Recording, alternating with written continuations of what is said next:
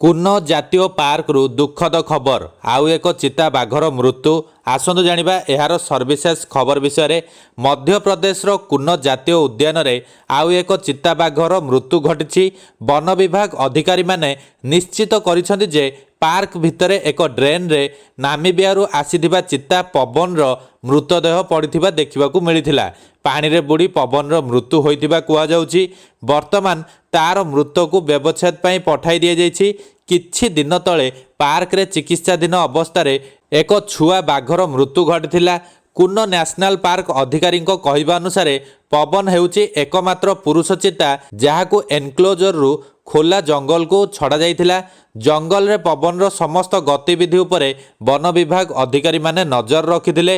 ମଙ୍ଗଳବାର ବନ ବିଭାଗ ଟିମ୍ ତା ସ୍ଥାନ ଖୋଜିବାକୁ ଚେଷ୍ଟା କରୁଥିବା ବେଳେ ଦୀର୍ଘ ସମୟ ଧରି ପବନର ଗତିବିଧି ଦେଖିବାକୁ ମିଳିନଥିଲା, ଯାହାପରେ ତାକୁ ଖୋଜାଖୋଜି କରାଯାଇଥିଲା। ଏହାପରେ ପାର୍କ ଭିତରେ ଥିବା ଏକ ଡ୍ରେନ୍ରୁ ଚିତାର ମୃତଦେହ ମିଳିଥିଲା।